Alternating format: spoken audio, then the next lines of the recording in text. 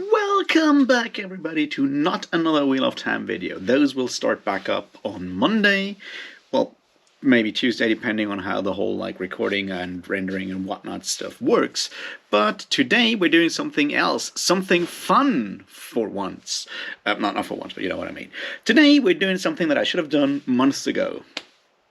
And that is, we're finally talking Discworld again. And now the read-along thing has continued. But I forgot to do wrap-up or whatever talks about those books. Because, stuff happened. And that's what we're going to do today.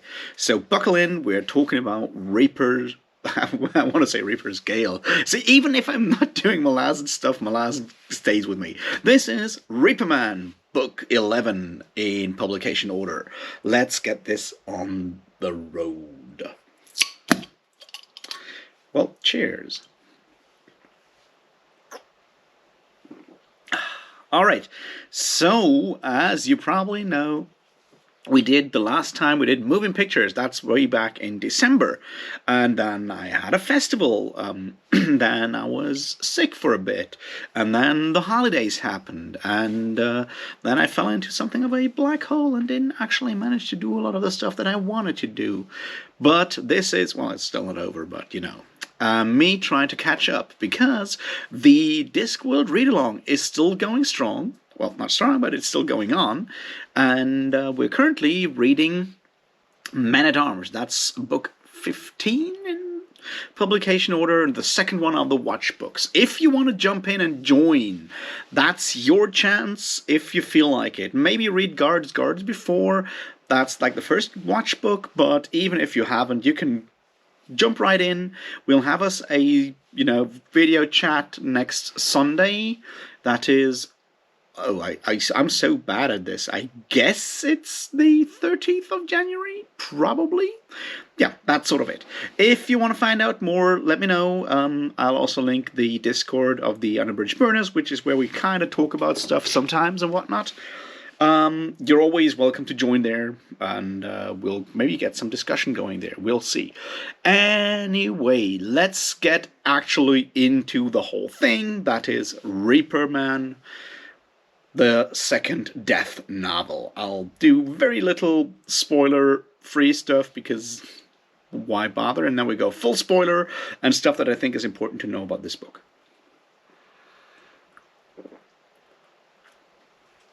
Alright, you should read this book, but I've said that about every single Discworld book so far, and I guess I'll continue saying that for most of them, I think. So Reaperman is sort of, we kind of start with possibly Reaperman, maybe Guard. Around that time, we kind of move into what you might call Discworld Era 2, where Terry Pratchett's writing changes a bit, and his way of telling stories changes a bit. It becomes way more plot-focused and plot-driven. It becomes a bit more political, philosophical, whatever. And the humor, while still being there most of the time, takes a bit of a backseat. It's obviously still there, very much there, but it kind of... We don't have that much of the, just the joke being the main reason to go somewhere, writing-wise, as we get in some of the early books, like, Color of Magic and the likes. And Reaperman is sort of one of those books because it tackles a few fairly serious topics. And yes, it's one about death, and, everyone loves death, I think. I personally think that Sound of Perseverance is their best album. Wrong death. I think. Let's go and talk about Reaperman from here on out. It's a story about death, and death becoming, going in retirement, or being forced out into retirement, and dealing with mortality. So, serious shit. Let's talk a bit about it. We're not going into the plot that much, but from here on out, it's spoilers. So let's talk about it.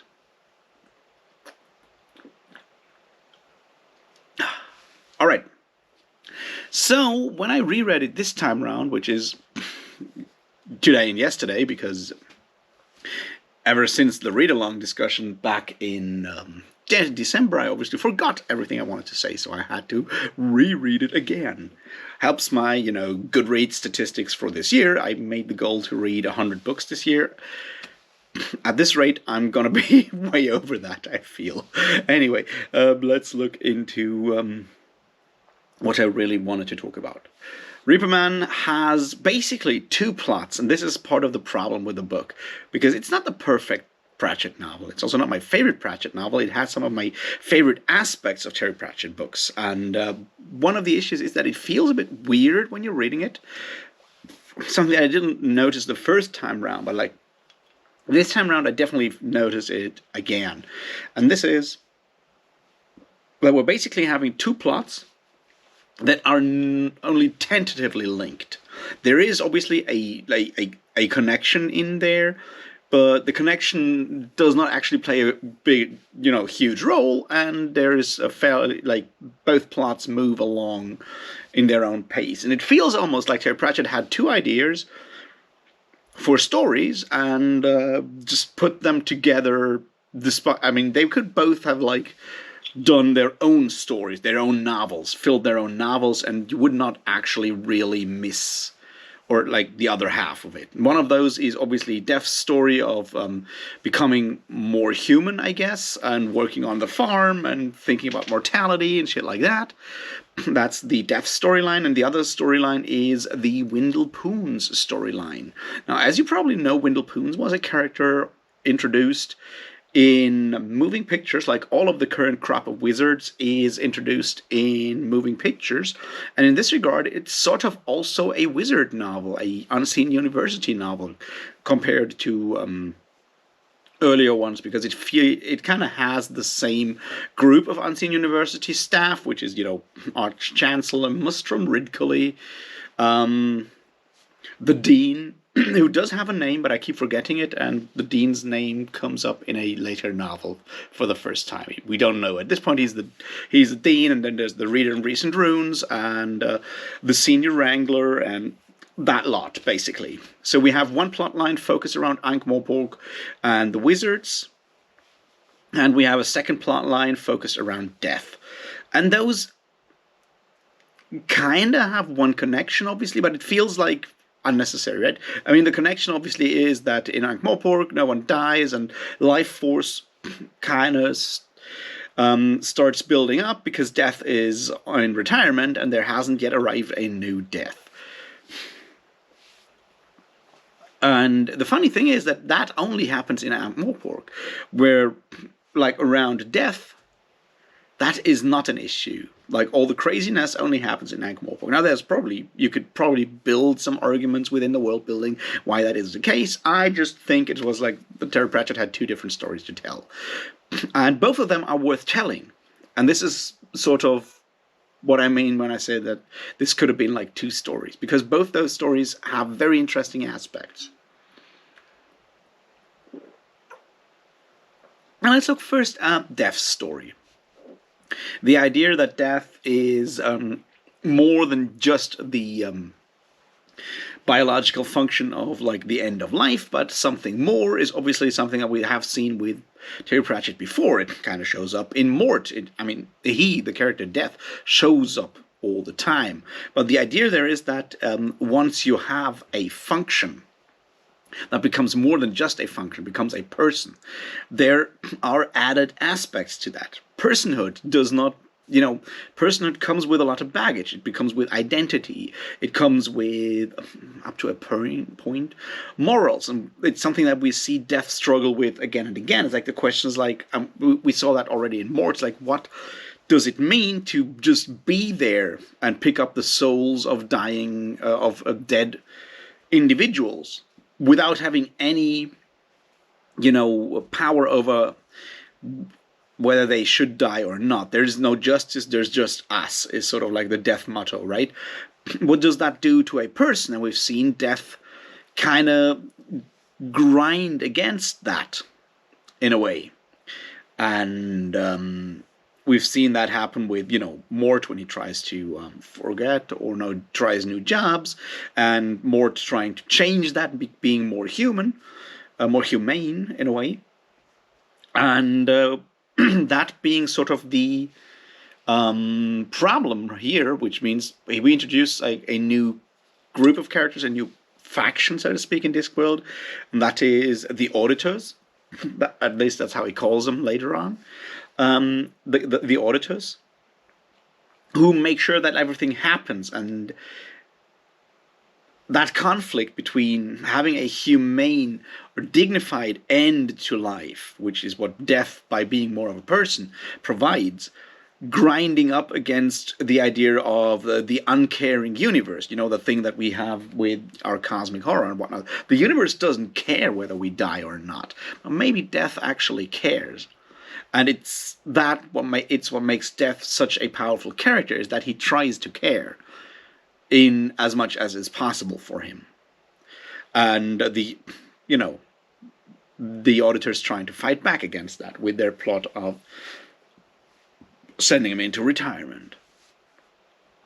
And from then on, we have, once again, like the basic humor that we have seen in a more dignified and serious way, which is Death trying to become a human person, which allows Terry Pratchett to make all these observations on the human condition and what it means to be human, with like more or less funny aspects to it, like the idea of Death going and taking part in darts and billiard, pool. I love the idea of pool being called pond here. That's really funny. And later on, archery, and the idea that he gets more popular the more, like, the worse he gets at playing those games, because everyone else loves to laugh over someone making dumb mistakes. That's a human trait. It's not exactly a nice human trait, but the way Terry Pratchett manages to introduce that as an observation on human behavior is very, very, warm-hearted. And this is, I think, one of the things that we've generally can see with Discworld is Terry Pratchett is a warm-hearted writer. Terry Pratchett, while really being angry at humanity and angry at society, being definitely an angry political writer in a way, Terry Pratchett at the same time loves humans and loves creation and loves humanity, just wishes we would do better, which we constantly fail at, but that's a different story. But he's very much an extremely good observer of human behavior, and is very good at giving us these pinning down these big truths on human personality in general, in just these short and kind of funny observations, right? And we have a lot of that going on here. And we have some of the really tender stuff going on here as well. There's one scene that really sticks with me every time, is the situation when Miss Flitworth walks into the into the barn, and brings Death the warm milk drink, like a hot milk with cinnamon, and makes those mentions of her lost love that died in an avalanche and whatnot. And the way Terry Pratchett describes that awkward situation of two people that are unused to human interactions for different reasons, of that situation of those two trying to interact with each other. The tenderness just really breaks my heart every time I read it, because it is so on point for people that have not had a lot of experience or recent practice at being just human, right? And doing the more emotional aspects, caring aspects of human behavior. It's something that will come up in a lot of Pratchett books later on as well, is the idea that being human is more than just being of the species human. It's very much about it's something that we need to practice continuously. Behavior, interactions, human interactions, social interactions. That's stuff that we need to do all the time, or we tend to forget. We have all these I'm getting a bit rusty at this or that. We have all these sayings for that, and there's a truth to that goes deeper. And with interactions like those, where we have Miss Flitworth trying to get a bit closer or find some human, closeness or whatever with, whom she thinks to be Bill Dorr. is exactly that. It's heartbreaking in a way. Later on the scene when they're in her parlor and she talks about that whole situation with her, what's his name, Rufus, dying in an avalanche and trying to, and she believes that he died there, but while other people, thought that he just ran away, and you have that whole idea of trying to convince yourself or others. And once again, this is just like done in an interesting way for something that at its heart is still a comic fantasy book that is very much about humor in a lot of ways. But this human warmness is what makes this story in particular very well. We have that sort of serious ending, which is not ending with like development when the kid dies, or does not die, Sal, and Death is actually like forcefully reminded that while Death, the function would say, yeah, well, everyone dies when it is their time, as someone who is not in that position at this point anymore, he is very much it is very much possible for him to care and try to make a difference and change things, because it's part of being human. It's part of being alive, is to rail against the injustice of that cold and uncaring universe. And Beth manages to do that in that situation. He has to be forcefully reminded by Miss Flitworth about it, but he still gets it and does it, and that's where that conflict comes from. The idea that Death becomes a better Death through actually knowing how it feels to be on the other side, on the receiving end, so to speak, and then actually standing up and fighting against it. And the end of that plotline with Death fighting the new Death who has a crown is like, it's not about the crown, it's not about ruling, it's not about glory, it is about humility. It's providing a service and knowing the gravity of that service that you provide to humanity. That is sort of the end of that story. It's like human life, every human life has worth just by being human life, and is worth the attention, is worth every attention. That's a deep meaning in there, and it is something that at the end of the day can give hope to us struggling here, right? It's like the idea that there is maybe something out there, that there is intrinsic worth to what we do just by us doing it, and that yes, the universe is uncaring and unjust, and it's worth being angry about that. That's just really well done. I mean, there's obviously a lot of really funny jokes in there as well, but that is a fairly, profound storyline and meaning. And it's definitely one of the aspects that makes this book work despite its like weird bits. And there's weird bits that we also need to talk about.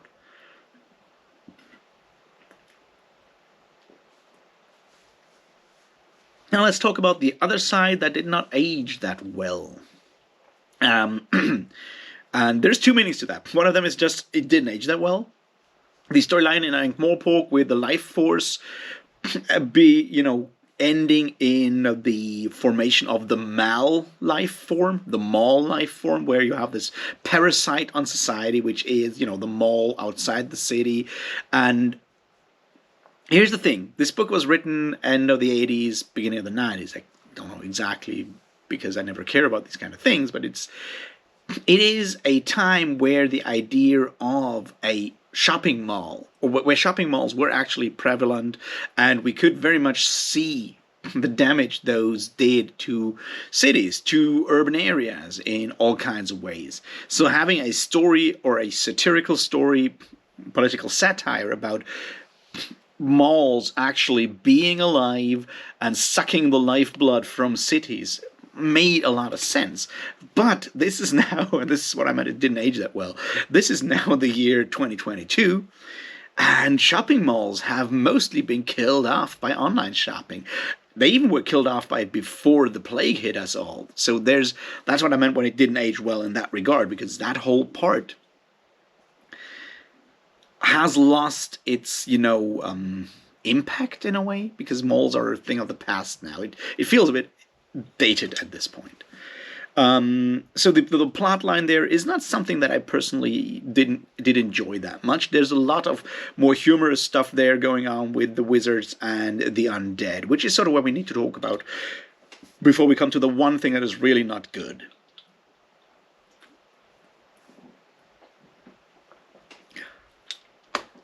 This is the first book that really establishes the interactions and comedy within Unseen University with the group of wizards.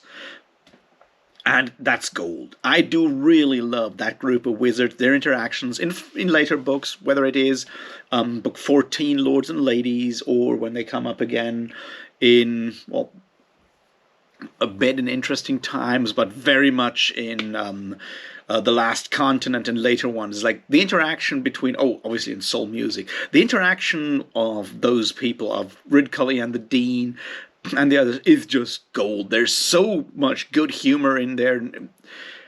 For people that have actually spent time at universities, there's also that level to it, but man, the whole really dumb military stuff near the end when they become when they fight against the shopping trolleys and stuff. That's like Terry Pratchett at his best when it comes to making really dumb jokes and puns and whatnot. I do love that bit. Plus, lots of librarian action, and I am obviously a huge fan of whatever the librarian does. So there's that bit, and I really appreciate it. You have to say, the bonsai joke is just insane. You have to say bonsai because of Bushido.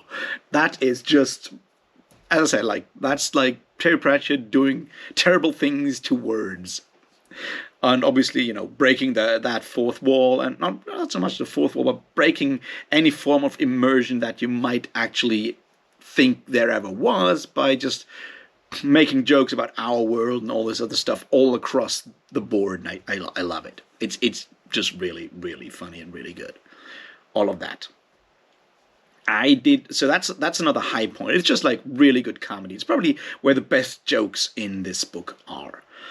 Now let's look at the weird bit and then at the annoying bit, and then I guess we can wrap this up.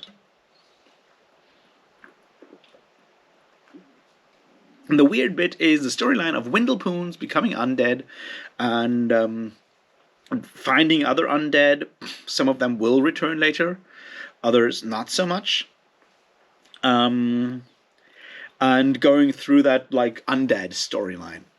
And the weird thing is that it feels, maybe this is because it's Terry Pratchett in the late 80s and times have changed, but in a way, this feels like being undead feels like very much a metaphor for being queer, for any form of LGBTQ plus, in a way. Now, obviously, that was not, a lot of the discussion was very different 30 years ago, is what I'm trying to say here. You can feel that. Well, there's a lot of jokes of how they are early on when you have Ludmilla the werewolf being seen as shamed, as the family shamed by her mother, and being, forced to stay away from society so the neighbors will never find out. That's that kind of stuff. But also later on with the bogeyman, and it's right in your face, right? It's like the bogeyman has come out of the closet. So he uses that verbiage and tries to make a point there, which is that everyone is valid, no matter what. That's sort of the idea behind it. But he never actually comes out and says that explicitly. He never explicitly makes that connection. So maybe it's something that I make that a connection that is more apparent to people reading it now, because it has become much more part of general discussions, or has become, I would say, part of normality, luckily enough, at this point. So I'm not sure if he had to make it less in your face for the kind of book that he was writing at the time or whatever. But it's an interesting idea to explore that in a society that, was very different in like the late 80s, early 90s in a way. So that's just like fascinating because it's not something that like jumped at me when I first read it. When I first read it a couple of years ago, I did not notice that part. I just laughed about a lot of the really funny, uh, jokes, undead jokes, and there's a lot of really cool undead jokes in there as well. Plus, you have the like all kinds of you have the activist with red shoe, which could be workers' rights or well, obviously also gay rights, but the idea of Red Shoe as the activist worked really well. And it's like I think at the time I first thought of him as like more of a workers' rights kind of person, but that's, as I said, part of like where I was at a person in like my general like growing up, which is something that I still tend to do from time to time. So that was just like a really interesting experience because that reading it this time round in December and now was the first time I really fully noticed that one. Although I noticed the other joke that he makes about that, the very bitter joke at the beginning, right? When there's one when Lord Vetinari, the patrician, is talking and to the officials, the city officials, about all kinds of stuff about this like buildup of life force, which they haven't figured out, and then like his paper knife kind of starts bending itself because of all that energy, and then he's like, "Can't you do something about it?" And the city guardman says like, "I can arrest it for being bent." Which is once again fairly in your face. And I remember noticing that one when I first read it in English, which was the second time I read it, because I first read it in German, like years and years and years ago. So I remember that one, but I'd never caught on to the larger like subtext or more than subtext that is in there. So that was an interesting aspect to this book that I feel is worth exploring and noticing, especially when you have people trying to claim all kinds of things about Terry Pratchett's politics when it comes to gender and stuff like that. So yeah, that was an interesting aspect of this book that I found out this time around. Now let's look at the really not so good bit that I feel is also part of the time it was in. And then maybe we can wrap this up. So the bad part is the ghost.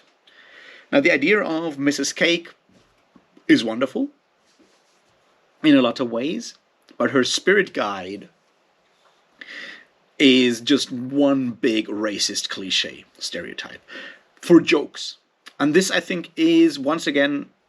Now we know that Terry Pratchett is far from being far from a racist writer. He was never racist, and he actually writes against racist stereotypes, against racism, a lot of the times. We spoke about that when we spoke about moving pictures, right? He addresses these things. He's aware of it. But the interesting thing is that the racism debate for a long time was very much, dominated by specific aspects of it. And that is, and right, I have to be careful here, right? But for a lot of historical reasons, that debate was a long time focused specifically on African American, and that makes a lot of sense. But there were a lot of like other like racist stereotypes out there that were kind of still used in the same way that we luckily had stopped using them for African Americans at the time, for blacks. Is that like the correct word? I hope. I'm not. It's not my first language, and I'm not always clear on which words to use here to not offend anyone. So if I do use the wrong words, please let me know, and I apologize, and I will learn and do better. However, so what is happening with One Man Bucket, the spirit guide, the ghost, is that like long tradition of making terrible racist stereotypical jokes, racist jokes about Native Americans. And he does that in a way that is painful to read today. But what I'm trying to show here is that in our like ongoing evolution as a Western society, away from racism. We are far from done. And you could not make that kind of joke, that kind of racist joke in 1990 about blacks. But you could totally get away with it about Native Americans and other stuff like that, other ethnic groups, all the way. And even someone as progressive in a lot of his views and his writings, as explicitly anti-racist as Terry Pratchett, fell. You stumbled over that one. Fell. I don't want. I'm losing the words here, but I kind of managed to not realize that he was doing the same kind of thing just to a different ethnic group for a laugh. It's hard to swallow. I think it's hard to swallow because you feel like Terry Pratchett, if he was alive still, would not make that joke again today. He would not do that. Probably wouldn't have done 10 years ago, maybe even 20 years ago. Hard to say, but 30 years ago, that was totally on the books for something as progressive as Discworld, which Discworld definitely was at the time. So I want to look at it as, yes, be aware it is there. It is not good. And it kind of shows how far we have come and also how long it took for us to get there, because 30 years ago is not that long ago. So that was the bad part. Any final thoughts on it? Well, it's, as I said, there's a very, very touching, deep story there with death. There's a lot of really interesting, funny comedy with the wizards. There's a very interesting take on gay rights with the undead storyline, and then there's a bunch of other things. Plus, a lot of really good jokes, plus really funny pop culture references. The Indiana Jones joke near the end is priceless. Because it's one of those things that I love about Terry Pratchett. Is he has the Temple of Doom in the jungle, and you have the priest, the high priest, and the priest that is not high, and they're just gambling there, and it's that side joke. Oh, the guy with the whip and the hat came all the way to the spikes, and I'm like, yeah, that's a funny joke right there. So there's a lot of that stuff in there. It's once again a highly entertaining book, and I am really looking forward to reading it again. Maybe not tomorrow because I just finished it again. And if you have not read it and still watched this all the way to the end, well, first of all, thank you. I hope you will pick it up and read it. And if you have read it, then let me know what you think about the book, and we can have us a bit of a conversation about it down in them comments below. Anyway, have a great day, have a great weekend, and I'll talk to you tomorrow about something else. Cheers.